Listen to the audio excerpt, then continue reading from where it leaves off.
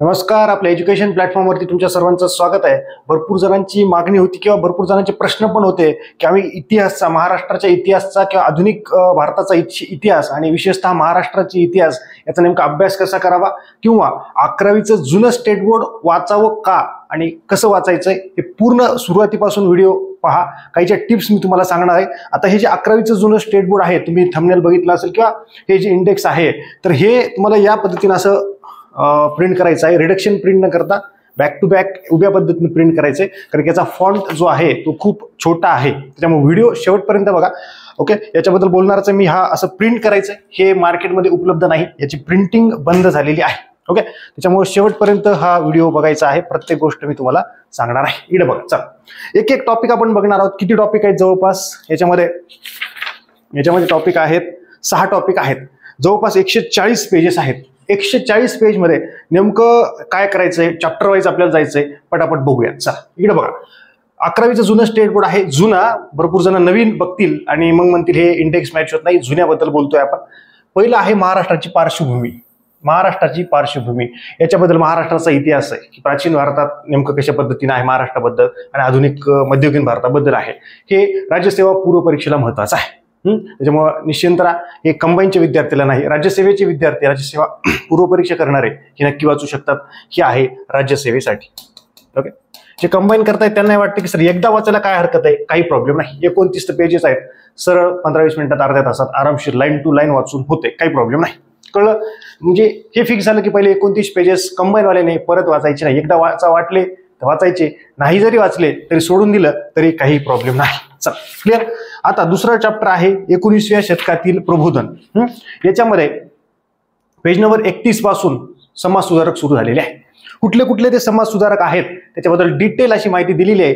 पहिला तर chapter clear झाला की तो राज्यसेवेला वाचायचा आहे. कंबाईन आणलेली वाचण्याची गरज नाही, पण एकदा वाचायचं, आयुष्यात वाचू शकता, काही प्रॉब्लेम नाही. 19व्या शतकातील प्रबोधन याच्यामध्ये महाराष्ट्रातील समाज सुधारक आहेत. आता इथे खरी गोष्ट आहे की हे समाज सुधारक नेमके कसे वाचायचे बघा. इकडे बघा. आता हे बघा, याच्यामध्ये किती आहे, जवळपास 13. ओके, 13, 14, 18 समाज सुधारक आहेत. आता एक गोष्ट लक्षात ठेवा, आपण ज्यावेळी हे 18 समाज सुधारक वाचतो इथपर्यंत, तर हे एकदा 18ला 18 पूर्ण फुल रीड करून घ्यायची, कुठंच अंडरलाईन करायची नाही. सगळे जे 18 समाज सुधारक आहेत एकदा लाईन टू लाईन वाचून घ्यायचे. घेतले सर. आता वाचणं झाल्यानंतर मग पुढची स्टेप करायची. दुसरी स्टेप काय, हे जे समजा पंडिता रमाबाई आहेत, उदाहरणासाठी सांगतोय, किंवा न्यायमूर्ती महादेव गोविंद रानडे आहेत, जे काही असतील 18 जण, त्यांच्याबद्दल 21,000 प्रश्नसंचमधून, काय म्हणतोय मी, 21,000 प्रश्नसंचमधून प्रश्न वाचून घ्यायचे. आता मग तुम्हाला वेळ जाईल, वेळ जाणार. पण तुम्ही जे पंडिता रमाबाई असतील, गोपाळ गणेश आगरकर असतील, बेहरामजी मलबारी असतील, किंवा जे काही इकडे पण आहेत जे समाज सुधारक आहेत, यांच्याबद्दल तुम्ही वाचताय, समजा जगन्नाथ शंकर शेठ यांच्याबद्दल वाचताय, तुम्हाला कळलं पाहिजे की ह्या जगन्नाथ शंकर शेठ जे आहेत त्यांच्यावरती कसा प्रश्न आहे, या समाज सुधारकावरती कसे प्रश्न विचारलेत, हे जोपर्यंत कळत नाही तोपर्यंत एकदा वाचलं की डोक्यात फिट. जी जनता म्हणती की सर मला एकदा वाचलं की लक्षात राहते, किंवा भरपूर विद्यार्थी म्हणतात असे की मला एकदा वाचलं की लक्षात राहते, ते बोटावर मोजणे इतके असतात, ते हेच करतात. तुम्ही वेळ जाईल म्हणून प्रश्न वाचत नाहीत आणि मग तुम्ही याचे 100 जरी, हे जे 100 वेळा जरी तुम्ही वाचलं, हे काय म्हणतो मी, मोठं विधान आहे माझं, 100 वेळा जरी वाचलं तरी देखील जर तुम्ही प्रश्न नाही वाचले, वेस्ट ऑफ टाइम. तुम्ही कसं काय बोलू शकता, तेव्हा की पूर्ण पुस्तक मी लाल पेननी पूर्ण वाचून काढलेलं आहे. पूर्ण जिथं जिथं प्रश्न आहे तिथं अंडरलाईन केलेलं आहे. पहिले त्या पुस्तकात ब्लॅक पेननी भरपूर 70-80% अंडरलाईन केलेलं आहे. जिथे अजून महत्वाचं आहे त्याच्यावरती मी सुद्धा अंडरलाईन केलेलं आहे. पूर्ण वाचलेलं आहे, पूर्ण प्रश्न वाचलेत आणि नंतरच तुमच्याकडे व्हिडिओ घेऊन येत आहे, हा व्हिडिओ टाकत आहे. त्याच्यामुळे मी जे सांगतोय ते ऑथेंटिक आणि स्वतः केल्याशिवाय मी कुठलीही गोष्ट बोलत नाही. त्याच्यामुळे तेवढं तुम्ही प्रामाणिकपणे 100% लक्षात ठेवू शकता. आता यांच्या नोट्स काढायच्या का, तिसरा प्रश्न आहे. तर नोट्स काढायच्या नाही.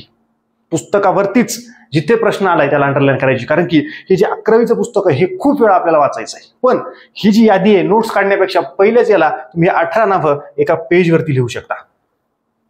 1 पेज 2 पेज होतील मागून पुढून. 18 नावं लक्षात ठेवायची.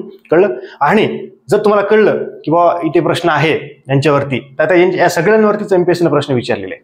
ऑप्शन मध्ये असेल, डायरेक्ट असेल, इनडायरेक्ट असेल, प्रश्न विचारलेलेच आहे. त्याच्यामुळे तुम्हाला कळून जाईल की 18 जण आहेत, अजून समाज सुधारक आपल्याला वाचायचे का, हो भरपूर वाचायचे, पण याच्यातली लाईन टू लाईन आपल्याला रीड करायची आणि प्रश्न वाचत असताना तुम्हाला समजेल की सर या पुस्तकातून भरपूर प्रश्न आलेले आहेत. क्लिअर? समाज सुधारक हे पूर्ण 18 एकदा वाचायचे.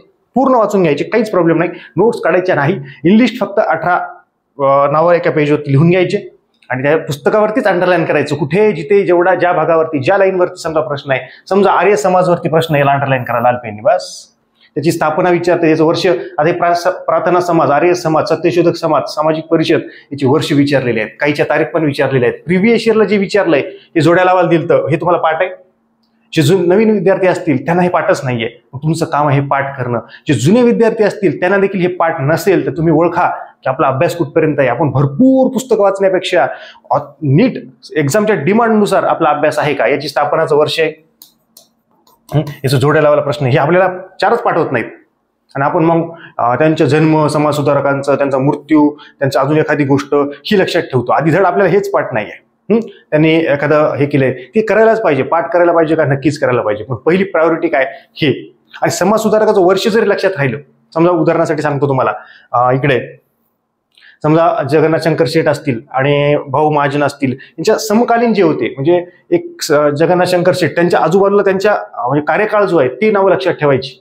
म्हणजे कसं, समजा इकडे सांगतो तुम्हाला, इकडे बघा, हे जगन्नाथ शंकर शेठ आहेत, त्याच्याच भाऊ महाजन किंवा अजून जे काही व्यक्ती आहेत हे नावं लक्षात ठेवा, हे नावं असं सोबतचे. कशामुळं, का त्यांच्याबद्दल प्रश्न आहेत, इलिमिनेशन मेथडला तुम्हाला त्याला फायदा होईल. पण ही एकदम नंतरची स्टेप आहे, भरपूर तुमचे प्रिव्हियस इयरचे प्रश्न वाचून झाल्यानंतरची गोष्ट आहे, पण मी तुम्हाला त्या गोष्टी सांगतो. क्लिअर झालं? 18 नावं आहेत समाजसुधारकांचे, ते आपल्याला प्रॉपर पद्धतीनं करायचे आहेत. पुढे महाराष्ट्रातील धार्मिक सुधारणा चळवळ कुठल्या आहेत, ह्या मेन पहिले 4 आहेत.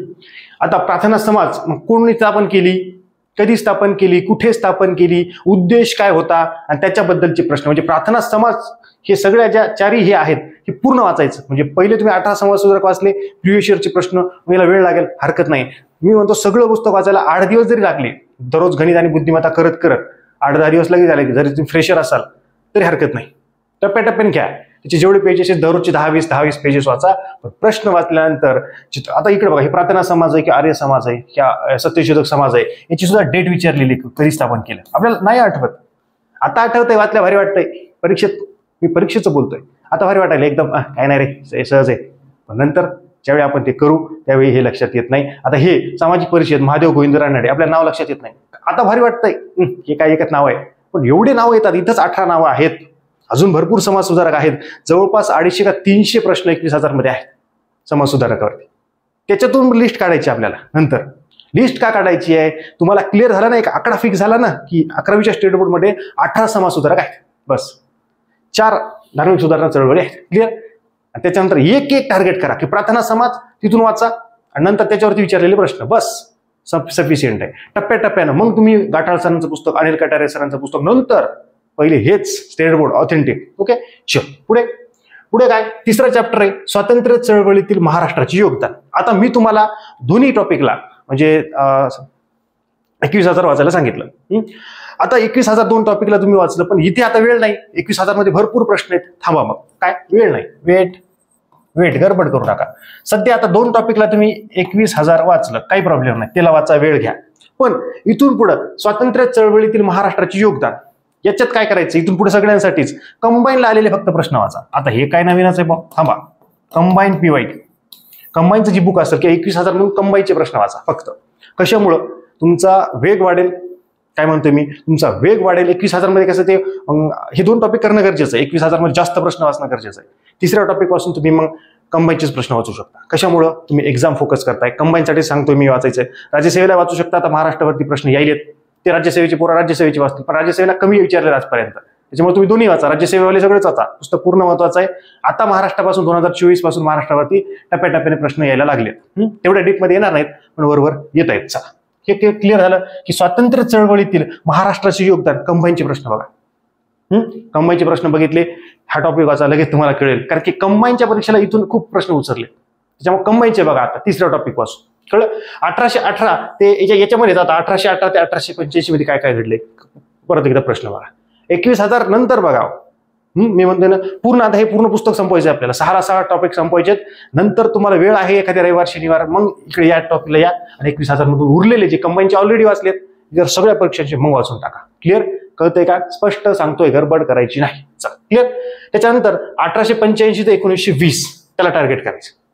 प्रत्येक 1 ऑगस्ट 1920 कुणाचं निधन झालंय, तिथून गांधीजींचं कार्य सुरू झालंय, डेट्स लक्षात ठेवायचे. प्रिव्हियस इयरचे प्रश्न बघितले, बरोबर कळतंय तुम्हाला, काहीच प्रॉब्लेम नाही. आणि त्याच्यानंतर 1920 ते 1947 याच्यावरती कंबाईनला 2 ते 3 प्रश्न विचारलेले आहेत, टप्प्याटप्प्याने विचारलेले आहेत, ॲज इट इज विचारलेले आहेत. मी उगीच आहे का काय टाइमपास करायचं म्हणून व्हिडिओ टाकतोय का? नाही, एकदम टू द पॉइंट कार्यक्रम आहे. क्लिअर? ह्या गोष्टी क्लिअर झालेल्या आहेत. पुढे महाराष्ट्रातील समतेच्या चळवळी. आता इकडे बघा, ही खूप महत्वाची गोष्ट आहे. एकदा पुस्तक हातात घेतो, ओके, आणि इंडेक्स एकदा बघतो. इकडे बघा, समतेच्या चळवळी 75 ते 93 मध्ये आहे. काय याच्यामध्ये? याच्यात कामगार चळवळ, इथे लक्षात ठेवा. आता याच्यात तुम्हाला कामगार चळवळीबद्दल कोण कोण समाजसुधारक होते किंवा कोण कोण कार्य करत होतं ते माहित पाहिजे. दलित चळवळ म्हणलं की तुमच्या समोर काही व्यक्ती हे पाहिजे, दिसले पाहिजे. स्त्री मुक्ती चळवळीबद्दल इथं महिला समाजसुधारक कोण कोण होत्या लिस्ट पाहिजे, 6 आहे तिथे, 6 नावं लिस्ट फक्त पाहिजे. ही लिस्ट करा, 18 नावं जसं लिहिले मी तसं लिहायचंय. त्याला म्हणतात सगळ्या अशा एक 5-6 पानात इनलिस्ट पॉईंट होतात. ते बघितल्यानंतर तुम्हाला कळतं की अरे हो, 18 समाजसुधारक, धार्मिक सुधारणा चळवळ 4 आहेत, किंवा हे पण अशा कामगार चळवळ, दलित चळवळ, स्त्रीमुक्ती चळवळ, महिला समाजसुधारक आहेत, आदिवासी सुधारणा चळवळी आहेत. हे 5 गोष्टी आपल्याला करायच्या. क्लिअर झालं ना? किती पटकन झालं हे. तुम्ही वाचल्यानंतर तुम्हाला कळालं नसतं. तुम्हाला हे कळलं पाहिजे की मला कामगार चळवळ आज वाचायची आहे, मग मी इथं कामगार चळवळच वाचणार. लगेच कंबाईनचे प्रश्न कामगार चळवळीवरती वाचणार. कामगार चळवळीमध्ये कोण कोण व्यक्ती होते त्यांची नावं फक्त इनलिस्ट करणार, बस, दॅट्स इट. त्या माझ्या नोट्स आहेत. दलित चळवळ फक्त एका सेकंदात क्लिअर दिसतंय का? एकदा चेक करतो. दिसतच आहे पण एकदा चेक करावं लागतं. ओके, एकदम कार्यक्रम ओके आहे. समजलं का? महिला समाज सुधारक आहे, तिथे भरपूर महिला समाज सुधारक दिल्यात, 6 दिल्यात. त्यांच्याबद्दल वाचणं गरजेचं आहे का नाही? ती लिस्ट आहे का आपल्याकडे की कुठल्या फक्त नाव लिहायचं आहे, बाकी काहीच नाही. ओके, ही गोष्ट महत्वाची आहे. आदिवासी सुधारणा चळवळ, त्यांच्याबद्दल काय दिलंय? नोट्स काढायच्याच नाहीत सध्या आपल्याला. जिथे प्रश्न तिथे पुस्तकावरती अंडरलाईन आणि इनलिस्ट पॉईंट, फक्त जास्त गडबड नाही करायची. बघू एकदा आपण एक टॉपिक उघडून तुम्हाला मी सांगतो, म्हणजे तुम्हाला एक कळेल की नेमकं काय करायचं आहे. 75 पेज नंबर आहे. ओके, इकडे बघा. आता इकडे बघा, काय कामगार चळवळ आहे. 1853 मध्ये भारतातील पहिली आगगाडी कुठे, हे रेल्वे ही झाली त्यांनी सांगितलंय. आणि भारतातली पहिली कापड गिरणी, मुंबई गिरणी वगैरे त्याच्याबद्दल प्रश्न विचारलेले आहेत. म्हणजे त्या पूर्ण पेजवरती 2 प्रश्न विचारलेत. एक 1757 प्लासीच्या युद्धानं आणि 1857ला ब्रिटिश आले, आणि दुसरं विचारलंय ते औद्योगिक विकास जे आहे महाराष्ट्रातील कामगार चळवळ, तिथे प्रश्न आहे. पण बाकी पूर्ण जे पेज नंबर 75 जे आहे का, त्या पेजवरती 2 ते 3 प्रश्न विचारतील तुम्हाला. निदान मोजून 3, 4, 5, 7, 8 ओळी महत्वाच्या आहेत फक्त, बाकी काहीच नाही. ती गोष्ट वाटलं मी एखादा लेक्चर टाकतो तुम्हाला कशा पद्धतीने वाचायचंय, ती गोष्ट लक्षात ठेवा. त्याच्यानंतर फॅक्टरी ऍक्ट आहे, त्याच्यावरती प्रश्न आहे. फॅक्टरी ऍक्ट वेगवेगळे आहेत. 1881चा आहे, 1891चा आहे, 1911चा आहे. त्याच्यावरती प्रश्न आहे. प्रश्न बघा ना, लगेच तुम्हाला कळेल की कशा पद्धतीने प्रश्न आहेत. नंतर दलित चळवळ आहे. डॉक्टर बाबासाहेब आंबेडकरांचं दलित चळवळीविषयीचे कार्य आपल्याला बघायचं. डॉक्टर बाबासाहेब आंबेडकरांचं तिथं पाठीमाग 18 समाजसुधारक होते, त्यांच्यात नाव होतं. त्याच्यातून आपल्याला प्रश्न वाचायचे. लगेच क्लिक झालं आपल्याला की हो, डॉक्टर बाबासाहेब आंबेडकरांचं दलित चळवळीविषयी काम, किंवा छत्रपती शाहू महाराज, राजश्री शाहू महाराज त्यांचं कार्य ते आपल्याला बघायचंय दलित चळवळीविषयी. किंवा अजून महाराजा सयाजीराव गायकवाड, नावं लक्षात घ्या फक्त. ही नावं लक्षात घेतल्यानंतर आपण थिंकिंग करतो. जोपर्यंत थिंकिंग करत नाही, इतिहास लक्षात राहत नाही. मला तुम्ही म्हणा डॉक्टर बाबासाहेब आंबेडकर, क्लिअर डोक्यासमोर चित्र उभं राहतं. महाराजा सयाजीराव गायकवाड लगेच दलित चळवळ, लगेच राजश्री शाहू महाराज, लगेच शिवराम जानबा कांबळे यांच्यावरती प्रश्न आहे. गोपाळ बाबा वलंगकर यांच्यावरती प्रश्न आहे. असे प्रश्न आहेत. नावं फक्त लक्षात ठेवा. पहिल्या स्टेपला नावं लक्षात ठेवा. टप्प्याटप्प्यानं सगळं लक्षात राहतंय, पहिल्या दिवशी सगळं लक्षात राहत नाही. हे कागदत हे जे महर्षी विठ्ठल रामजी शिंदे हे नाव महत्वाचं आहे. हे इंग्लिश, आणि तुमचं 1 पेज तुम्हाला सगळं डोळ्यासमोर चित्र उभं राहील. आठवायचा प्रयत्न करू नका. असं मी जे पद्धतीने सांगतोय ना, त्या पद्धतीने नजर मारा की लिहा नावं. ही जी नावं सांगितलीत ना, दलित चळवळचं 1 पेज, छोटं पेज, खाली कामगार चळवळ, नंतर परत स्त्रीमुक्ती, हे त्याच्याबद्दल कुठले ते पण सांगतो तुम्हाला. आता माणगाव परिषद, त्याच्यावरती प्रश्न नाही. कधी झाली ती बघा, त्याची डेट बघा. डेटवरती प्रश्न आहे का लगेच बघा ना. प्रश्न आहे लक्षात ठेवा. नाही सध्या थांबा, काही गरज नाही. रिव्हिजन करू आपण, मल्टिपल रिव्हिजन करू. चला पुढे काय रे, गोलमेज परिषद आणि पुणेकरांत प्रश्न आहे का नाही त्याच्यावरती. 21,000 किंवा कंबाईनचे पुस्तक काढा, त्याच्यात प्रश्न आहेत. कंबाईन विचारले नसतील, 21,000 मध्ये प्रश्न आहेत. म्हणजे प्रत्येक गोष्टीवरती प्रश्न आहे. जोपर्यंत प्रश्न बघत नाही तोपर्यंत वेस्ट ऑफ टाइम. मी म्हणतोय, बऱ्याच जणांचे मला मेसेज येतात, सर प्रश्न वाचल्यानंतर आम्हाला वेळ लागतोय कम्प्लीट व्हायला. वेळच लागणार आहे ना. 5, 7, 10 वर्ष लागण्यापेक्षा निदान एखादं वर्ष लेट लागलं, वाचायला वेळ लागतोय, हरकत नाही ना, पण वाचलेलं लक्षात राहील, ही गोष्ट महत्वाची आहे. अण्णाभाऊ साठे आहेत, त्यांचंही काम आहे.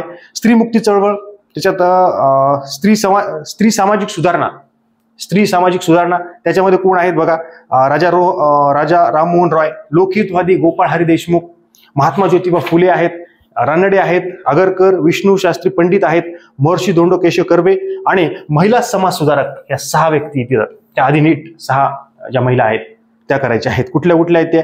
आनंदीबाई जोशी, रमाबाई रानडे असतील, तरखडकर असतील, पंडिता रमाबाई असतील किंवा अन्य स्त्री समाज सुधारक आहेत. या गोष्टी महत्वाच्या होत्या. हे नावं फक्त लक्षात ठेवा आणि यांचे प्रश्न पहिल्यांदा आणि जिथं प्रश्न विचारला तिथंच अंडरलाईन. मल्टिपल रिडिंग करावं लागतील तुम्हाला या पुस्तकाच्या. Multiple reading. आज वाचायला वेळ लागेल, हरकत नाही, पण 1 दिवस असेल, 2 दिवसात, 1 दिवसात, 7-8 तासात, 4-5 तासात तुम्ही सगळं रिवाईज करणार आहात. ती वेळ, ती चांगली संधी जर आणायची असेल की 4-5 तासात मला हे पूर्ण पुस्तक रिवाईज करायचं असेल तर डोळ्यासमोर एक लक्षात ठेवा की इंग्लिश पॉईंट आज काढलेले जे पहिल्या अटेम्प्टला असेल तरी काढा. पुस्तकावरती अंडरलाईन कुठे, जिथे मी सांगतोय की अयोगाचा प्रश्न आहे तिथे. आणि ती जी संधी, तो ऐतिहासिक क्षण, जो आनंद, अभ्यास केल्यानंतर जो आनंद मिळत असतो, तो आनंद जर मिळवायचा असेल तर मी सांगितलेल्या स्टेप तुम्हाला कराव्या लागतील. क्लिअर? त्याच्यानंतर स्वातंत्र्योत्तर भारत, बरेच जण म्हणतात हे कंबाईनला नाही, प्रश्न काढून बघा, तुम्हाला दिसतील 4-5, 3-4 दिसतील, पण प्रश्न आहेत की 1947 ते 1960 किंवा संयुक्त महाराष्ट्राच्या आंदोलनावरती सर प्रश्न नाहीत का? आहेत, कंबाईनला आहेत, मेन्सला राज्यसेवेला आहेत, ते ऑब्जेक्टिव्ह जी 2025 मध्ये शेवटची होणार आहे त्याच्यात आहेतच. पण मराठवाडा मुक्ती संग्राम यांच्यावरती, या टॉपिकवरती प्रश्न आहेत का? आहेत. हे इथूनच विचारलेले आहेत. अरे बापरे सर, असं एक काय? काढून बघा. काढून बघितल्याशिवाय, वाचल्याशिवाय त्या गोष्टी वर्क होत नाहीत. मग हे वाचण्यासारखं काय सांगतोय की हे मुद्दे विद्यार्थ्यांचे हायलाईट येत नसतात. 1 पेजवरती पूर्ण पुस्तक किंवा 2 पेजेसवरती इंग्लिश पॉईंट ज्यावेळी येतील तेव्हा तुमच्या डोक्यात स्पष्ट राहील की अरे, संयुक्त महाराष्ट्र चळवळ, मराठवाडा मुक्ती संग्राम आणि 1947 ते 1960 आणि पुढे बघूयात आपण आता. आणि 6वा टॉपिक जो शेवटचा 140 पेज जवळपास आहेत, त्याच्यामध्ये महाराष्ट्राची प्रगती, याच्यात मुख्यमंत्री दिलेत सगळे आजपर्यंत, त्यांचं कार्य दिलंय, ते नंतर वाचा. पण पहिल्यांदा राजकीय, आर्थिक, शैक्षणिक आणि सामाजिक किंवा सांस्कृतिक प्रगती कशी झाली महाराष्ट्राची, याच्यावरती 1-2च प्रश्न आहेत कंबाईनला. काही वाटले तर 21,000 मधून सगळे एमपीएससीने विचारले तुम्ही बघू शकता. पण एक जनरल अप्रोच आहे. बरं झाला शेवटचाच आहे, नाही तर पहिलेच असलं तर विद्यार्थी खूप याच्यावरती डीप पद्धतीने अभ्यास केला असता. त्याचाही आपल्याला अभ्यास करायचा आहे. पण आपण ज्यावेळी वाचत असतो त्यावेळी आपलं लक्ष नसतं, आपल्याला पानं संपवायची असतात, पानं संपवायची नाहीयेत. मी परत एकदा शेवटी अजून सांगतो तुम्हाला, पहिल्यांदा बुक आपण रीड करायचं आहे. पण ते कशा टॉपिक फोकस करायचा आहे. पहिला टॉपिक रीड करतोय आपण, दुसरा, असे 6 टॉपिक आहेत. पहिला टॉपिक रीड करत असतानाच त्याच्यासोबत इनलिस्ट काढा.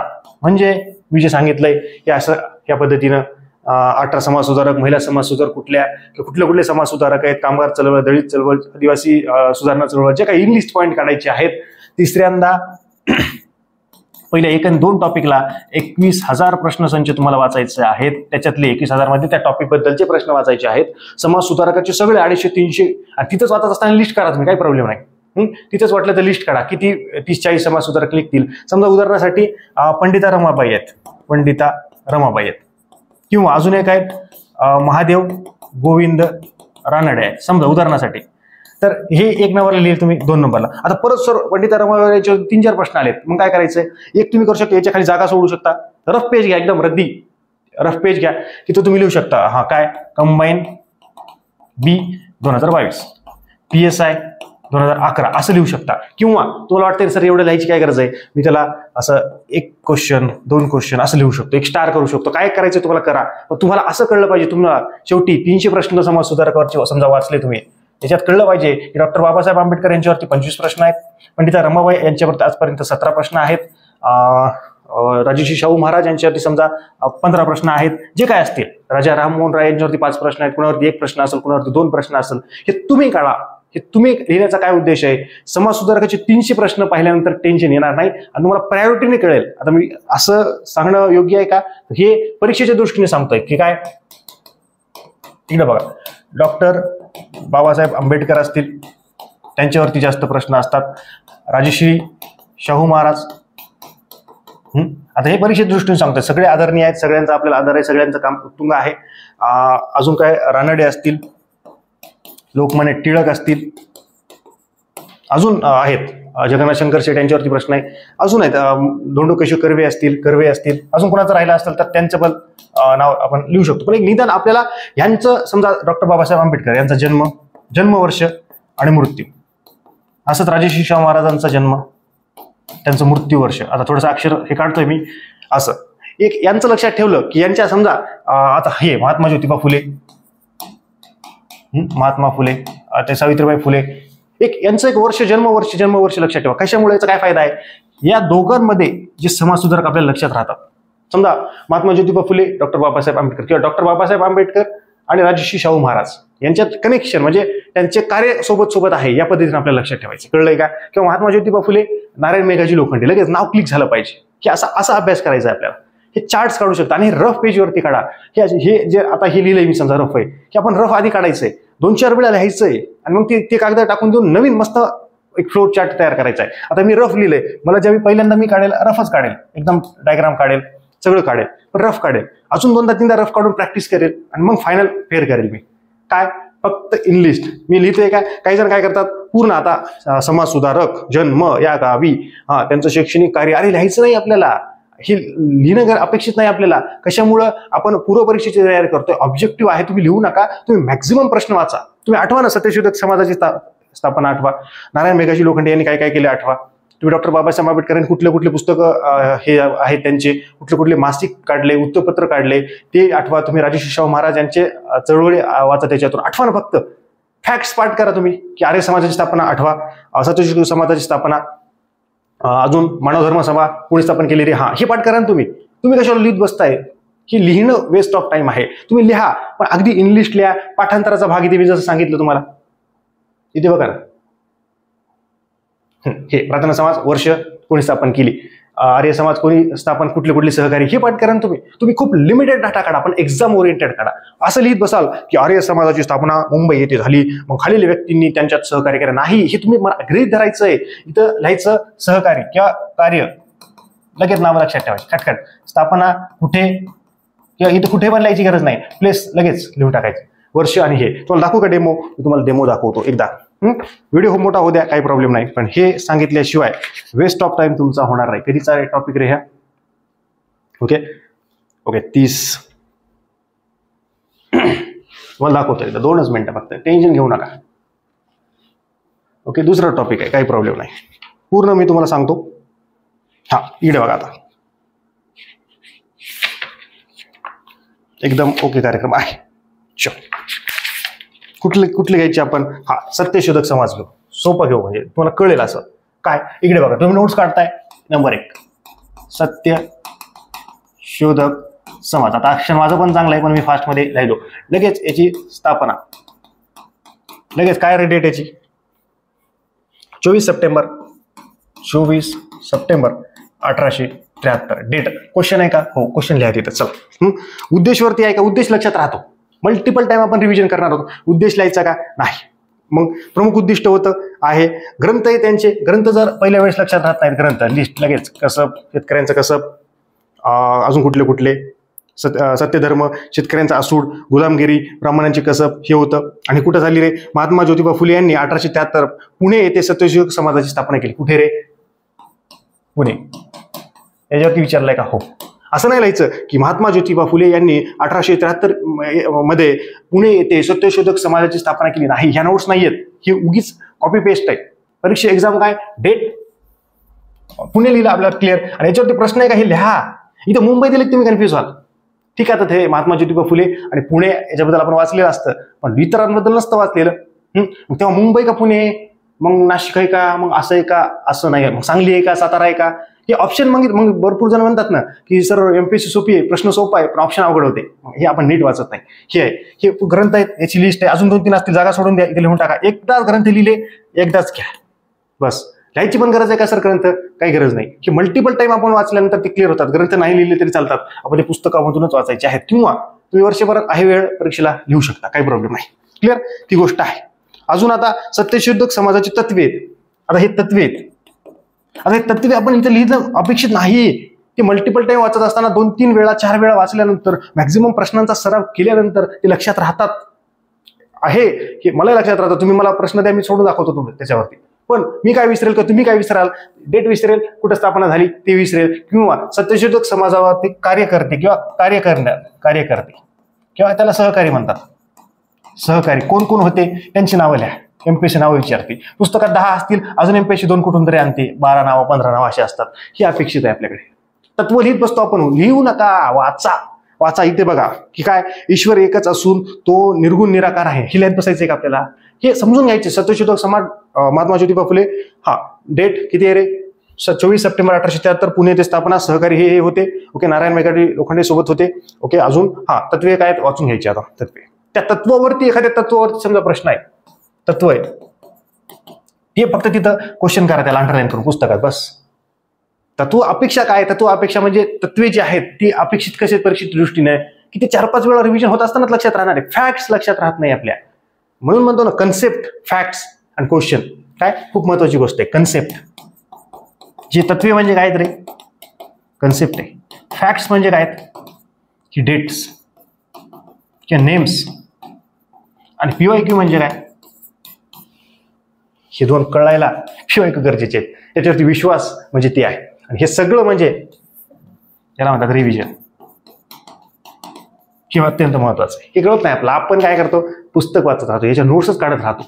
हे पाठ करायची वेळ आपल्याकडे येतच नाही, तेवढा टाइमच नसतो आपल्याला. आणि प्रश्न वाचायला भरपूर जण आहेत. मला कितीतरी विद्यार्थी बोलले सर प्रश्न वाचायला वेळ जातो, मग सिलेक्शन व्हायला तर जिंदगी जाईल. स्पष्ट बोलतोय मी, ही गोष्ट लक्षात ठेवा.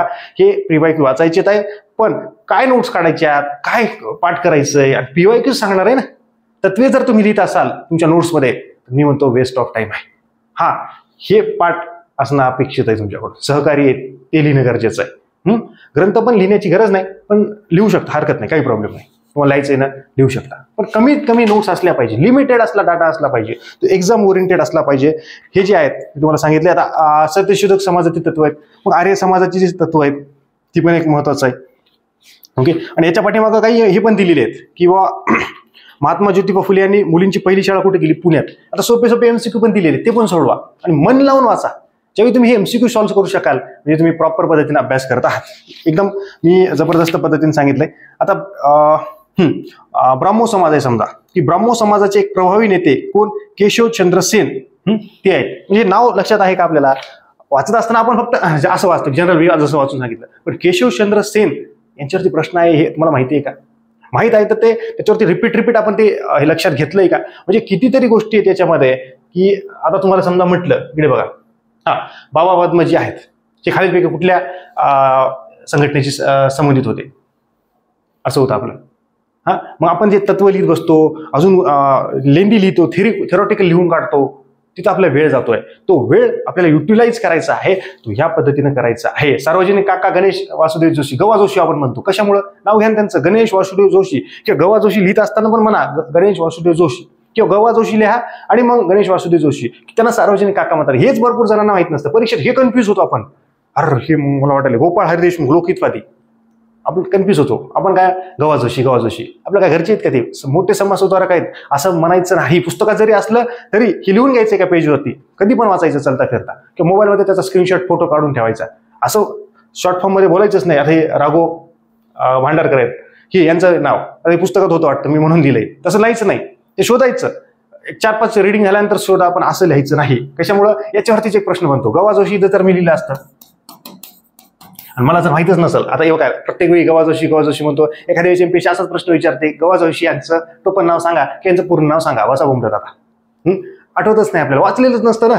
त्याच्यामुळं प्रत्येकाचं 5 रीडिंगला काढा तुम्ही. आता असं नाही की पहिल्याच रीडिंगला टेन्शन घेऊ नका, 2री, 3री, 4थी, 5वी रीडिंग आहे ना, तेव्हा तुम्ही नाव शोधा, काही प्रॉब्लेम नाही. ती गोष्ट मला सांगायची आहे. कळले?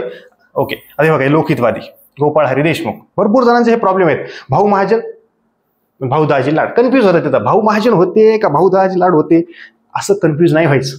बरोबर लक्षात ठेवायचं. काहीतरी म्हणा त्यांना की बाबा भाऊ महाजन आणि भाऊ दाजी येते आपले, मग दाजींचा काय आहे, लाड आहे, मग लाड त्या पद्धतीने लक्षात ठेवू शकतात. काहीतरी लक्षात ठेवू शकतात, ते त्या पद्धतीचं कार्य आहे, अशा पद्धतीने लक्षात ठेवा. हे खूप छोट्या गोष्टी आहेत, या तुमचा वेळ वाचवणार. आता जगन्नाथ शंकर शेठ, मुंबईचे अनभिष्ट सम्राट आहेत ते तिथले, त्या पद्धतीने त्यांचं कार्य आहे.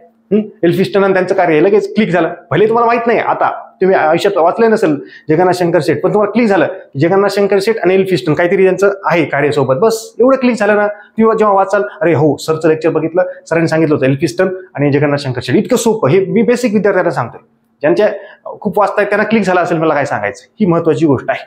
चला कळलंय? ओके, एकदम मी परफेक्ट सांगण्याचा प्रयत्न केलाय, भरपूर गोष्टी मी याच्यात सांगितलेल्या आहेत. काय राहिलंय आता याच्यात पण कामगार चळवळ, दलित चळवळ, हे सगळ्या गोष्टी गाठाळ सरांच्या किंवा कटारे सरांच्या पुस्तकात आहेत, तिथून आपल्याला वाचायच्या आहेत. पण सध्या बेसिक मल्टिपल टाइम तुम्ही इथून वाचून घ्या. तुम्हाला हे फिक्स असायला हवं की कामगार चळवळ कुठले कुठले व्यक्ती त्याच्याबद्दल आहे, दलित चळवळीबद्दल कुठले कुठले समाजसुधारक आहेत, स्त्रीमुक्ती चळवळीबद्दल, महिला समाजसुधारक कुठल्या कुठल्या आहेत, आजपर्यंत कुठल्या कुठल्या महिलांवरती प्रश्न आलेत महिला समाजसुधारकवरती, 21,000 नंतर लिस्ट काढा, एक पेज घ्या महिला समाजसुधारक, त्याच्यात त्या पेजवरती फक्त महिला समाजसुधारकाची नाव लिहायची, जसं पंडिता रमाबाई रानडे, अजून भरपूर आहेत, लिस्ट पाहिजे. मग तुम्हाला क्लिक आहे, तुम्हाला त्यांचे नावच समजा आता एखाद्याला रमाबाई रानडे किंवा पंडिता रमाबाई किंवा अजून नावच लक्षात माहितच नाही, हे वाचलेच नाही सर, मग ते किती बेसिक लेवलला आहेत. हे नावं पहिल्यांदा फॅमिलियर होणं गरजेचं आहे, हे मॅक्झिमम वेळा लक्षात घेणं गरजेचं आहे, आणि त्यावेळा त्या गोष्टी वर्क होत असतात. त्याच्यामुळं कुठेही टेन्शन घेऊ नका, चांगल्या पद्धतीने वाचा. आता आदिवासी सुधारणा चळवळ याच्यावरती प्रश्न कसे विचारतात काय आपल्याला माहितीच नाही, आपण फक्त पहिल्यापासून पानापासून शेवटपर्यंत वाचत राहतोय, ती गोष्ट समजून घ्या. ओके, तर ही आहे एकदम सोपी पद्धत आहे. चला आता इकडे बघा, याच्यात एक गोष्ट राहिली, जो पहिला टॉपिक होता राज्यसेवेवाल्याचा, त्यांना सांगतो 2 मिनिटात, किंवा तो वाटला तर दुसऱ्या याला टाकू. ओके चल, कार्बन डेटिंग जे आहे पेज नंबर 3 वरती, पहिल्या याच्यात विज्ञानवरती, विज्ञानला प्रश्न आलाय त्याच्यात, कार्बन 14 पद्धती. बघा आता म्हणजे हे सोडून द्यायचं का आपल्याला, नाही, तो विज्ञानमध्ये पण प्रश्न आहे, पेज नंबर 3 नंबरलाच आहे, इथे आहे या कोपऱ्यात, हे वाचून घ्या. इथे बघा फिजिक्समध्ये केमिस्ट्रीमध्ये याच्यात प्रश्न आलेला आहे, म्हणजे इतिहासचं पुस्तक आहे, तो प्रश्न आलेला आहे, ही गोष्ट महत्वाची, म्हणजे लाईन टू लाईन महत्वाची आहे. त्याच्यानंतर काय की मुंबई राज्याची स्थापना, गुजरात व महाराष्ट्राचं राज्य, हे दोन्ही राज्य मिळून 1 नोव्हेंबर 1956, 1 नोव्हेंबर 1956 द्विभाषिक मुंबई राज्याची स्थापना झाली. डेट लक्षात राहते का आपल्याला? महाराष्ट्राची स्थापना कधी झाली रे? 1 मे 1960 महाराष्ट्राची स्थापना, ही माहिती आहे आम्हाला.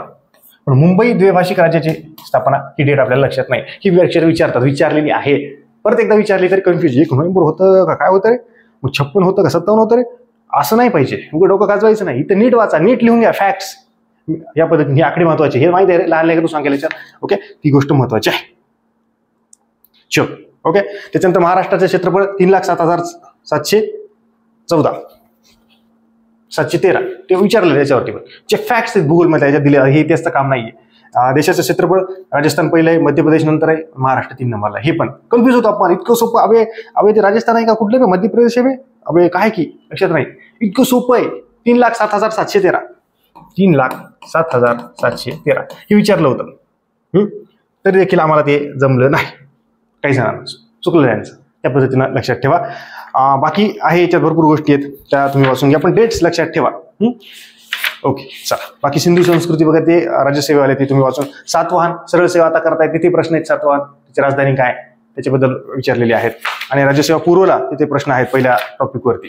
ओके, जेव्हा महाराष्ट्र स्थापन झाला होता 1 मे 1900, तेव्हा किती जिल्हे होते, त्याच्यानंतर तालुके किती होते, तेव्हा हे बोलच्या पुस्तकात इंट्रोडक्शनच आहे, हे लक्षात नाही असते आपल्याला. तेव्हा किती विभाग होते, तेव्हा किती होते, आता किती आहेत, आताचे पाठ असतील बऱ्यापैकी, तेव्हाचे नसतात. आयोग तसा प्रश्न विचारतो, मग म्हणतो आपण काय पण विचारले येत नाही. या 11वीच्या पुस्तकात पण दिलाय, आणि भूगोलच्या पुस्तकात स्टार्टिंगलाच आहे, महाराष्ट्र स्थापन झाला तेव्हा किती जिल्हे होते, किती तालुके होते, किती विभाग होते. ग्रामपंचायत वगैरे पाठ करू नका, 3 गोष्टी तर पाठ करा. याच्यावरती प्रश्न आहे. आता जिल्हा नवीन होणार आहे 37वा उदगीर, तेव्हा बघा ह्याच्यावरती प्रश्न येतो का नाही. फॅक्ट्स आपण ती पाठ करतो, आयोग ते नाही विचारत, आयोग हे विचारते, सांगा महाराष्ट्रात आपण झालं तेव्हा किती जिल्हे होते, किती तालुके होते, किती काय होते. मग आपण म्हणतो आपण आयोगाला ओळखलंच नाही ना. जेव्हा मला जुनच पाठ नसेल तर मी नवीन वाचतोय, नवीन वाचावं का 100% वाचावं, जुनच आपण विसरून जातोय तर नवं करून काय फायदा आहे, मग वेस्ट ऑफ टाइम. नवं करा की त्याच्या आधी जुनं करून टाका, जुनं स्ट्रॉंग करा, नंतर नवीन करा. क्लिअर गोष्ट आहे, एकदम जबरदस्त पद्धतीने मी सांगितलेलं आहे. ओके चला, शेवटचे 2 मिनिट आता एकदम संपून टाकू. हे सांगितलंय मी महाराष्ट्राचा राजकीय, आर्थिक, शैक्षणिक कशा पद्धतीने, हे जुने प्रश्न बघा 21,000 मधून, तिथूनच होईल. जे युट्यूबचे विद्यार्थी असतील त्यांनी आपलं चॅनल लाईक, शेअर आणि सबस्क्राईब नक्की करा. आणि कमेंट सेक्शनमध्ये तुम्हाला व्हिडिओ कसा आवडला हे नक्की हे करा. भेटूयात आपल्या जबरदस्त लेक्चरसह पुढच्या लेक्चरमध्ये. तोपर्यंत धन्यवाद.